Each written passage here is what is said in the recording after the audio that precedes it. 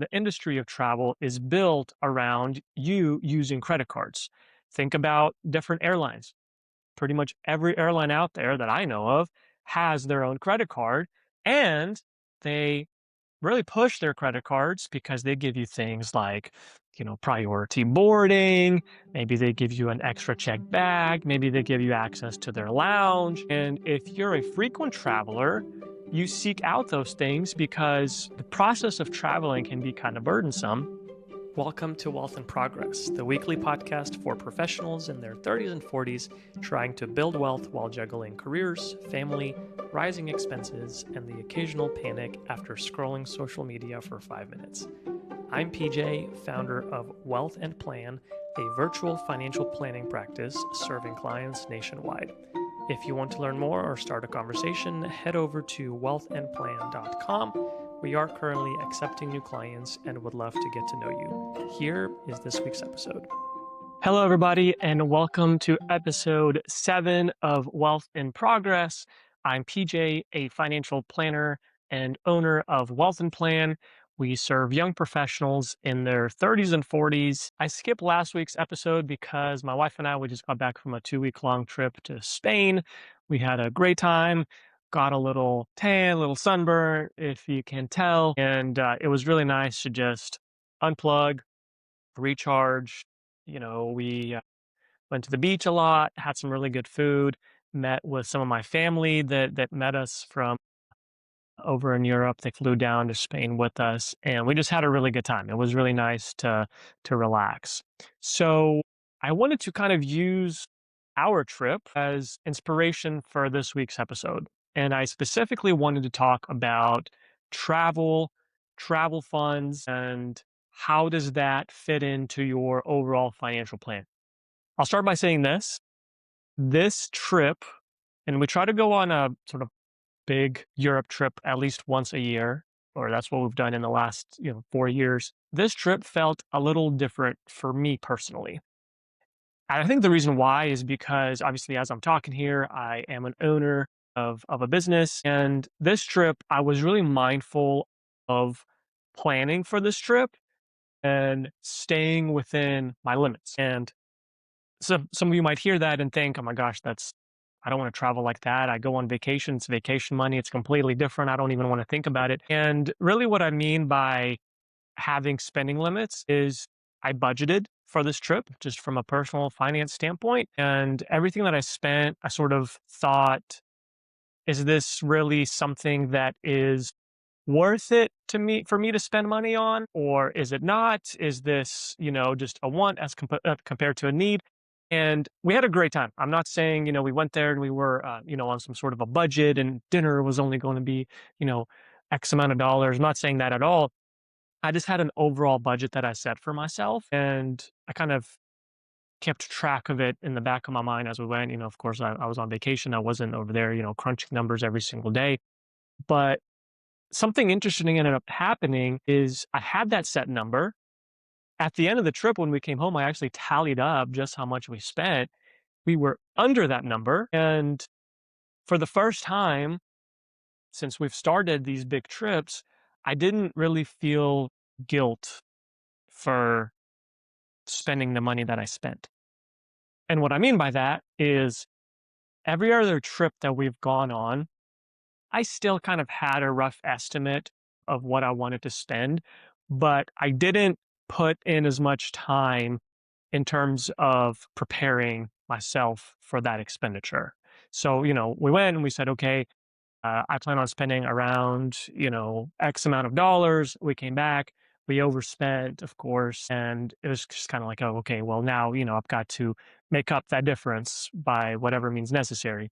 And what happens inadvertently is if you have to make up that number, you're probably taking from somewhere else, right? So maybe you're saving less for a period of time to kind of make up your savings or wherever you took the money from to spend for your trip. This trip felt a little different. This trip, like I said, we went, we had a great time, we hung out, we, had some really good food, saw some really, really neat places, and came back. We were under our spending limit, and it felt nice. It felt good. Good trip overall. So how does that fit into your financial plan, right? There's obviously different areas that we focus whenever we build your financial plan. There's the most popular ones that most people seek out a financial planner for: retirement planning, tax planning, investment planning, maybe risk management, insurance solutions. Those are kind of the typical most popular areas of focus when it comes to financial planning. But what I find working with a little bit of a younger demographic is travel is also very important to us. And I believe that travel should be incorporated into your life, whether it's travel domestically, whether it's travel within, the state that you live in or just the United States overall. If you do branch out to different countries, that's also great. Travel, it teaches us a lot about ourselves as individuals. And because this is a financial planning podcast, travel teaches us a lot about our spending habits. So let's talk about a travel fund in general, right? So as I just mentioned, you kind of have the main topics of financial planning. That's kind of what people come in looking for in the first place. But whenever we build out a plan for you at Wealth and Plan, we look at a comprehensive picture of everything that you've got going on. And if we're having that conversation and you tell me that travel is important to you, I will ask you the question of how do you fund travel? Travel is built for you to use credit cards. And me being a financial planner, I think there's a time and place for credit cards, but I think it requires you to be very responsible to spend money using a credit card. Credit card money is not your money. Credit card money is the credit cards company's money, and you have to pay them back. And that's where people get in trouble is they rack up their credit card balance thinking, I've got a credit line of $10,000, that means I can spend $10,000. Well, you're taking a loan, and if you don't pay that balance back by the end of the month, well, you're going to pay interest because at the end of the day, credit card expenditures are a loan if you don't pay them back within a month. So, travel and the industry of travel is built around you using credit cards. Think about different airlines. Pretty much every airline out there that I know of has their own credit card, and they really push their credit cards because they give you things like, priority boarding. Maybe they give you an extra check bag. Maybe they give you access to their lounge. And if you're a frequent traveler, you seek out those things because the process of traveling can be kind of burdensome. So you look for those different comforts. And you can also accumulate points. So again, they kind of encourage you to use their credit cards so you can accumulate miles or points or cash back and spend more money with them. But the trap that you can fall into is you get used to using those credit cards. And so then whenever you do travel, everything just goes onto that credit card. And sometimes we take trips that aren't properly planned for. And really, what I mean by that is we don't necessarily have a set travel fund. We just kind of say, okay, we're going to go on this trip. You might not even think about this, or you might say, we're going to spend X amount. And then that typically gets overspent and it all goes on the credit card. And then we come home and we say, oh my gosh, now we have this credit card balance. I need to pay this off. Other things sacrifice and result. And we kind of carry this on for however long that it takes. So I am a big fan of travel funds if you are a traveler. Really think of it this way. If you know future trip that you've got planned, whether it's a big trip or a small trip, think of it as just a separate savings bucket that you're setting money aside for future travel. And I know it's easier kind of said than done.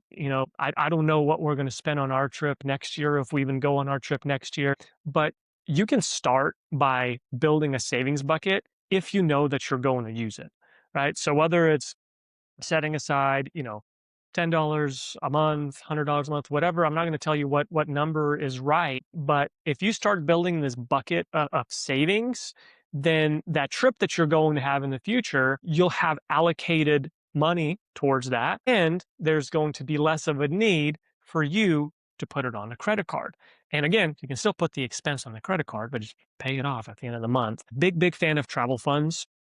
Again, for some people, travel is couple times a year, maybe once a year. For others, travel is, multiple times a year on big trips. It looks different for many different people, but if that is important to you, and if you're going to spend that money anyway, why not start building a savings bucket towards it?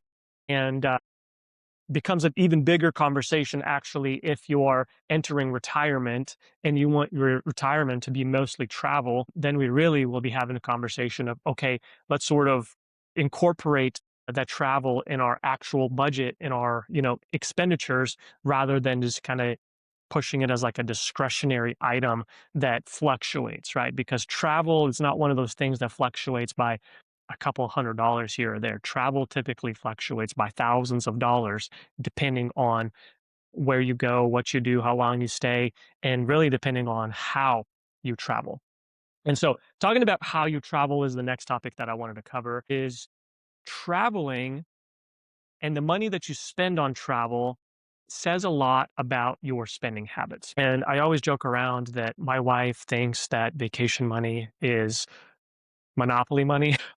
Especially when we go to Europe and their money is, colorful. You've got the 20 that's blue and the 10 that's orange. She always likes to joke around that it's monopoly money. But what you spend on travel can give you kind of an idea of what's important to you, right? And I know a lot of us use travel as this sort of getaway, and we're not necessarily thinking about, okay, I'm on this vacation, so I'm not going to pay for that. Not saying that, you know what I mean? I'm not saying go on vacation and think about what you're doing. Really, what I'm saying is from previous trips that you've had, think about what's been important to you. Most of the times when we travel, we like to go out to eat. We like to maybe do some sort of an excursion. We like to, have a drink, just whatever it is that you spend money on. And so we can sort of use that and think, okay, that's what life would be if money didn't matter. And I know that sounds kind of counterintuitive, but a vacation is this beautiful thing where most of us use it as a getaway and we kind of live in this bubble for a little bit where we're spending money that maybe we wouldn't otherwise spend at home because it's our nice little getaway. So if we put ourselves in a position where we play a game and assume that vacation is real life, we can do some self-reflecting and think what is important to us. Obviously, eating is important to us as human beings. So that's an easy one. But what else did we do on vacation that we would like to spend money on at home, but we don't? And so we can kind of gauge from those experiences on how can we maybe incorporate those things into your financial plan if they're important to you, because at the end of the day, we all are working towards some sort of a goal, right? We all have those different goals. And if travel is our getaway, then perhaps we are working towards that sort of a getaway today. And so if we know what we're going to spend during our getaway when it comes to, the short travel week or a couple of weeks, then let's build our financial plan and let's incorporate those future expenses as a planning item to make sure that you essentially get to live that kind of a life after you're done working or once you choose to slow down.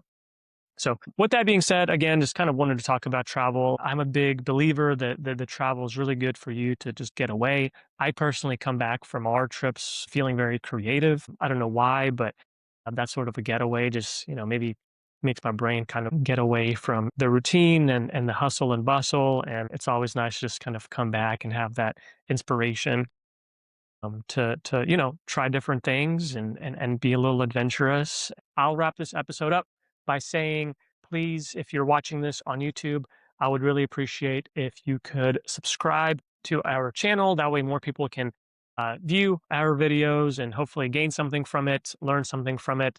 I also appreciate feedback if the topics that I cover are a little bit too high level, as that's kind of the goal of this channel, is not getting too technical, since there's so much technical content out there. In addition to YouTube, I do post highlights of the overall video on Instagram and LinkedIn. So feel free to follow us on those channels if that's where you spend more of your time and you just want, sort of a 30-second highlight here and there of our weekly videos. I also post this to Spotify if you're a podcast listener that likes to kind of throw it on the road or in the background of whatever you're doing. I'm also on Apple Podcasts as well. And I'll wrap it up with this. All of our content is for educational purposes only. Everyone's situation is a little different. So talk to a financial professional before you make any decisions. And if you have any questions for me, feel free to reach out. You can find my contact information on our website. You can text me, call me, email me, whatever form of communication that you prefer the most. I am able to be reached via my website. And other than that, thank you very much, guys, for listening. We will see you next week. So take care.